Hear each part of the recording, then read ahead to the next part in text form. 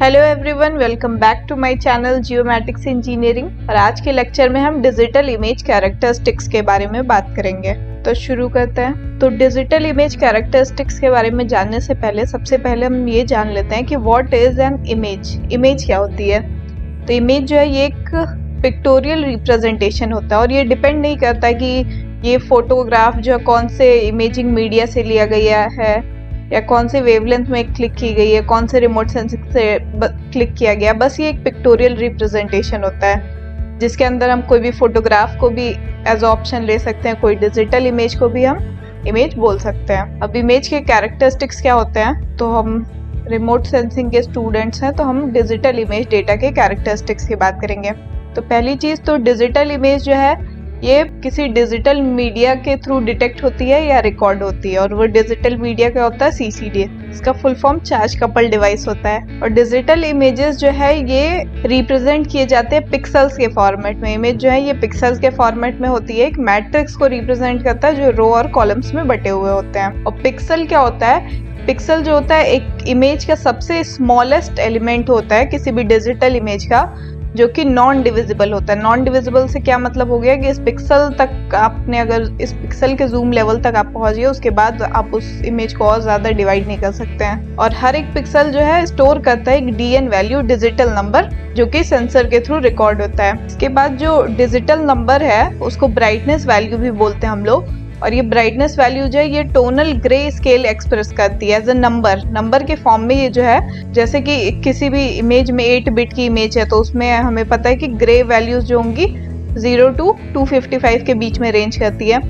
और ये जो डीएन वैल्यूज हैं ये उसी ग्रे स्केल को एज अ नंबर रिप्रेजेंट करती है। इसके बाद इमेज के कुछ और भी कैरेक्टरिस्टिक्स हैं, जैसे कि पिक्सल साइज। इमेज में जो है एक पिक्सल साइज का सबसे बड़ा रोल होता है। पिक्सल साइज क्या होती है? इमेज के, जैसे हमने पिक्सल की बात की थी अभी, कि इमेज का जो सबसे स्मॉलेस्ट एलिमेंट होता है, नॉन डिविजिबल एलिमेंट, उसको हम पिक्सल बोलते हैं। और उसी पिक्सल के एक्स वाई डायमेंशन को जब मेजर करें तो उसकी जितनी लेंथ और विड्थ होती है वो हमारे पिक्सल की साइज हो जाती है। जैसे इस पिक्सल की लेंथ विड्थ 1 मीटर है तो इसको हम रिजोल्यूशन के फॉर्मेट में, स्पेशल रिजोल्यूशन के फॉर्मेट में रिप्रेजेंट करते हैं और बोलते हैं कि जैसे 1 मीटर स्पेशल रिजोल्यूशन की इमेज है, 2 मीटर की इमेज है, तो ये पिक्सल साइज होता है। इसके बाद दूसरी चीज जो इमेज में आती है वो थी नंबर ऑफ बैंड्स। तो नंबर ऑफ बैंड्स, अगर इमेज जो है डिफरेंट टाइप की इमेज होती है, जैसे कि अगर आपके पास पैनक्रोमेटिक इमेज मिल गई ग्रे स्केल वाली है तो उसमें बस एक बैंड होगी, ब्लैक और व्हाइट जो रिप्रेजेंट करती है इमेजेस।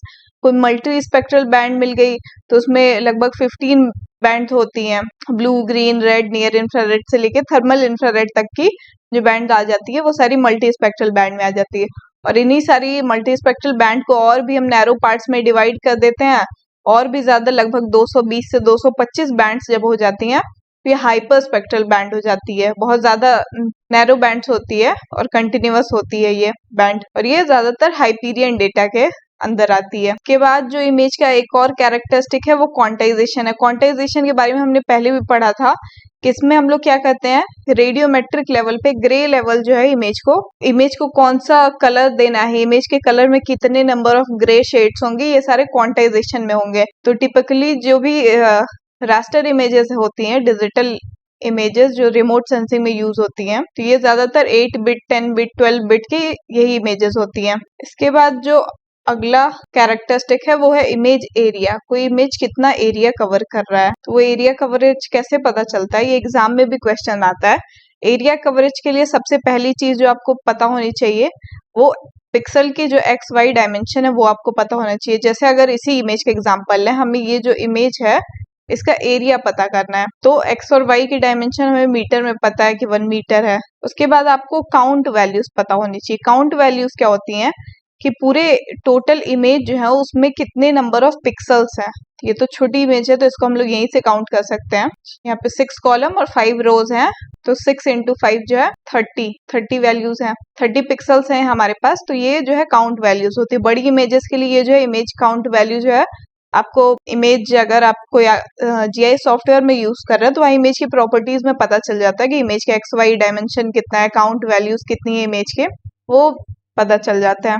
उसके बाद जो फॉर्मूला होता है इसको कैलकुलेट करने का, एरिया जैसे आपको स्क्वायर किलोमीटर में चाहिए, एरिया। तो स्क्वायर किलोमीटर में एरिया चाहिए, इसके लिए जो फॉर्मूला है काउंट वैल्यू जो है इसकी, काउंट वैल्यू इनटू ये जो पिक्सल साइज है 1 मीटर इंटू 1 मीटर है, तो एक्स और वाई दोनों मल्टीप्लाई हो जाता है 1 इंटू 1, और इसके बाद डिवाइड कर देते हैं हम लोग, जैसे स्क्वायर किलोमीटर में चाहिए तो स्क्वायर किलोमीटर में इसको कन्वर्ट करने के लिए एक के आगे 6 जीरो। तो ये जो है इस इमेज का एरिया कैलकुलेट होके आ जाएगा। ये बहुत छोटा एरिया है तो इसलिए ये 0.123403 इतना स्क्वायर किलोमीटर एरिया, बहुत छोटी इमेज का एग्जांपल लिया मैंने, इसीलिए ये बहुत कम एरिया आ रहा है इसका। तो ये तो तरीका हो गया किसी भी इमेज के एरिया कैलकुलेट करने का। तो अगर एग्जाम में भी लास्ट ईयर भी ये क्वेश्चन आया था ऐसा कि इमेज में टोटल नंबर ऑफ पिक्सल्स आपको बता दिए गए थे, इमेज की जो स्पेशल रिजोल्यूशन है वो बता दी गई थी और एरिया कैलकुलेट करना था आपको। थोड़े दूसरे फॉर्मेटिंग में पूछा हुआ था ये क्वेश्चन, पर उसको सॉल्व करने का यही मेथड था। इसके बाद जो अगला इमेज कैरेक्टरिस्टिक है, इमेज साइज की बात करते हैं। इमेज कितना स्टोरेज लेता है आपके सिस्टम पे, तो इमेज साइज कैलकुलेट करने का जो फॉर्मूला होता है, नंबर ऑफ रोज कितने हैं इमेज में और नंबर ऑफ कॉलम्स कितने हैं, और इमेज में कितने नंबर ऑफ बैंड्स हैं और कितने नंबर ऑफ बिट्स हैं पर पिक्सल, इन चारों को जब एक साथ मल्टीप्लाई कर देंगे तो आप एक की इमेज जो है वो कितनी स्टोरेज ले रही है आपके सिस्टम में वो पता चल जाता है। जैसे कि यहाँ पे एक एग्जांपल में बताया गया 4 बैंड की मल्टी स्पेक्ट्रल इमेज है जिसमें 3000 रोज है, 3000 कॉलम है, 4 बैंड है और 1 बाइट जो है पर पिक्सल है। तो हमें इन सबको जब मल्टीप्लाई किया है तो मेगाबाइट्स में जो है इसकी स्टोरेज पता चल गई है। इसके बाद इमेज के कैरेक्टरिस्टिक्स की जब बात करते हैं तो वहां पे इमेज हिस्टोग्राम की भी बात करते हैं। तो इमेज हिस्टोग्राम क्या होता है कि इसको एक पिक्सल इंटेंसिटी वैल्यू बोलते हैं। इमेज के एक एक पिक्सल, इंडिविजुअल पिक्सल जो उसकी इंटेंसिटी क्या है, कितनी हाई है या कितनी लो है, तो उस इंटेंसिटी वैल्यू को जब ग्राफ के फॉर्मेट में रिप्रेजेंट कर, तो अगर यहाँ पे इसी एग्जांपल से देखें तो यहाँ जो है y में आपके पिक्सल्स नंबर है और x में ग्रे लेवल 0 to 255, और ये उसके टोनल रेंज के अकॉर्डिंग, जैसा टोन है, शैडो जोन है तो एकदम लो इंटेंसिटी है, मिड टोन है तो इंटेंसिटी हाई है, तो टोनल रेंज के अकॉर्डिंग जो है इमेज हिस्टोग्राम को रिप्रेजेंट किया गया। और यहीं पे अगर इसको थोड़े और डिटेल में हिस्टोग्राम को देखा तो ये जो है आपके जैसे इस लाइन को रिप्रेजेंट किया गया, यहाँ नंबर ऑफ पिक्सल्स रिप्रेजेंट किए गए, तो ये ग्रीन वाली लाइन में 10 pixels with intensity value of I2, यहाँ पे इंटेंसिटी वैल्यू है 0 से लेके 255 तक जा रही है, तो इंटेंसिटी वैल्यू 2 जो है के पास 10 पिक्सल्स हैं। तो ये तो हो गया इमेज हिस्टोग्राम रिप्रेजेंट करने का तरीका।